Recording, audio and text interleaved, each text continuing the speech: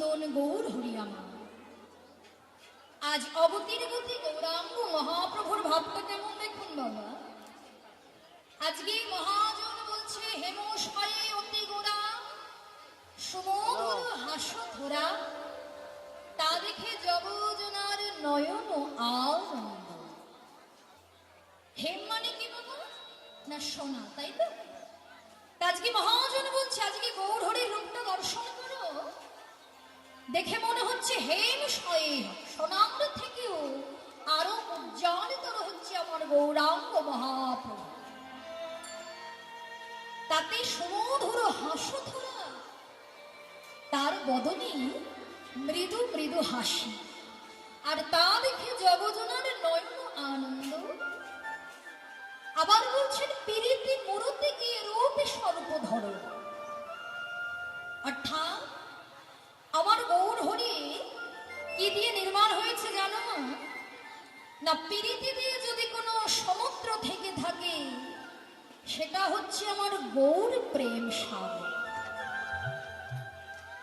দেখবেন মা, ইহ জগতে যদি আমরা একটি পুতুল নির্মাণ করি সেটা সন্দেশ দিয়ে, সেই পুতুল যদি সন্দেশ দিয়ে নির্মাণ করা হয়, সেই পুতুলের হাতটা যেমন সন্দেশ হয়, পা যেমন সন্দেশ হয়, সর্বাঙ্গ যেমন সন্দেশ হয়, তেমন ভাবে পিরিতি দিয়ে একেবারে পরিপূর্ণ হচ্ছে গৌর প্রেম সাগর। তবে নোনা জলের সমুদ্র নয়, নোনা জলের সমুদ্র নয়। নোনা জলের সমুদ্রের ধারে গিয়ে দাঁড়ালে কি হয় বলুন তো বাবা? না, যখন দীঘা পুরী কন্যাকুমারী কুমারীতে যখন বেড়াতে যাওয়া হয়, সেই সমুদ্রের ধারে গিয়ে যদি আপনি দাঁড়াতে পারেন, শুধুমাত্র ঠান্ডা বাতাসে অঙ্গটা শীতল হবে, কিন্তু তৃষ্ণা দূরে যাবে না, তাই না? তৃষ্ণার্ত হয়ে যদি সমুদ্রের ধারে যায়, তৃষ্ণা কি দূর হবে? কিন্তু গৌর প্রেম সমুদ্রের ধারে গিয়ে আমরা কেউ যদি দাঁড়াতে পারি, এই যে আমাদের জাগতিক জগতের যে দুঃখ যন্ত্রণা কষ্ট জ্বালা যন্ত্রণা, অর্থাৎ ত্রিতাবে জ্বালা,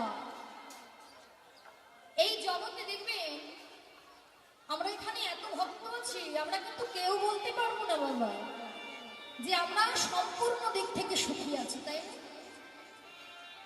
মহাজন বলছে এই জাগতিক জগতে যদি কেউ জন্ম নেয়, তাকে ত্রিতাবে জ্বালা ভোগ করতে হয়। তাই গৌর প্রেম সমুদ্রের ধারে গিয়ে যদি আমরা কেউ হাগল বলে দুটি বাহু তুলে দাঁড়াতে পারি, তার ত্রিতাবে জ্বালা দূর হয়ে যায়। হরিবল হরিবল। ত্রিতাবে জ্বালা অর্থাৎ আধি ভৌতিক জ্বালা, আধি দৈবিক জ্বালা, আর আধি আধ্যাত্মিক জ্বালা, তাই তো বাবা? আধি ভৌতিক জ্বালা কেমন না? পথে যেতে যেতে যদি কোনো পাগলা কুকুরে কাউকে কামড়ে দেয়, তাহলে তার জলাতঙ্ক রোগ হবে, বা কাউকে যদি বিষাক্ত মশা কামড়ে দেয়, তার ম্যালেরিয়া হবে, ডেঙ্গু হবে। তাহলে যে পশু পাখি পোকামাকড়ের জন্য যদি আমাদের মতো মনুষ্য জাতিকে জ্বালা ভোগ করতে হয়, সেটাকে মহাজন বলছে আধি ভৌতিক জ্বালা। আধি দৈবিক জ্বালা কোনটা? দেখবেন মা, কোথাও কোথাও বন্যা হয়, এত পরিমাণে বৃষ্টি হয় একেবারে বন্যায় কবলিত, আবার কোথাও কোথাও জলের অভাবে খরা হয়ে যাচ্ছে, আবার কোথাও কোথাও ভূমিকম্প হচ্ছে। এটাকে মহাজন বললেন দৈব দুর্বিপাক জনিত জ্বালা। আর আমাদের দেহের বা মনের যে নিজস্ব কষ্টগুলো আছে, সেটাকে মহাজন বললেন আধি আধ্যাত্মিক জ্বালা। তাহলে সকল প্রকার দুঃখ জ্বালা যন্ত্রণা দূর হবে কোথায় গেলে? গৌর চরণে শরণাগত হল। কেননা এই যে কলিতে মহাপ্রভু যে আবির্ভূত হয়েছিলেন শ্রীরামে নদিয়ার নবদ্বীপ মাঝে, শুধুমাত্র আমাদের মতো এমন সাধন সৈন্য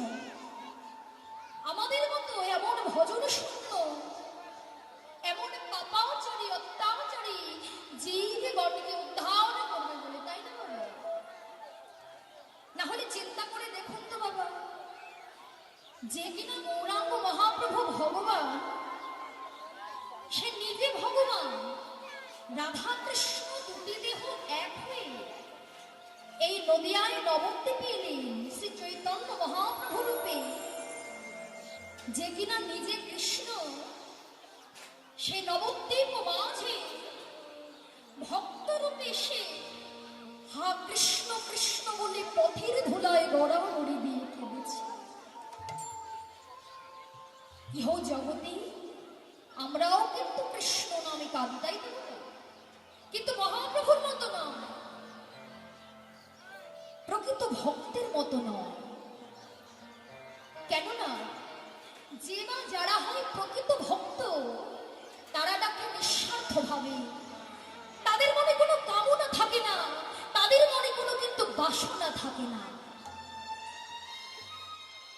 কিন্তু ইহ জগতে আমরা যারা ভক্ত, তারা কিন্তু কখনো দুফোঁটা নয়ন বাড়ি নিঃস্বার্থভাবে ভগবানের রাতুলে রাগা চরণে দিতে পারি না। কিন্তু এত প্রকার পাপ তাপ জানা যন্ত্রণা গৌরহরি যে ভবসমুদ্রের পার হতে দাঁড়াই বললেন, ওরে যে আমি যে তোমাদের জন্য সুধা মাখা হরিনাম এনেছি, ব্রজমধুর প্রেম ধন এনেছি। আচ্ছা তোমরা একবার বদন ভরে বলো, বদন ভরে হরিনামে করো, বদন ভরে কৃষ্ণ নামে করো, ভক্ত সঙ্গ করো, সাধু সঙ্গ করো। কিন্তু বলুন তো মা, আমরা কি কখনো হা গৌর বলে ডাকতে পেরেছি? হা গৌর বলে কাঁদতে পেরেছি? তাই তো ভগবান বলছে, ওহে যে কৃষ্ণ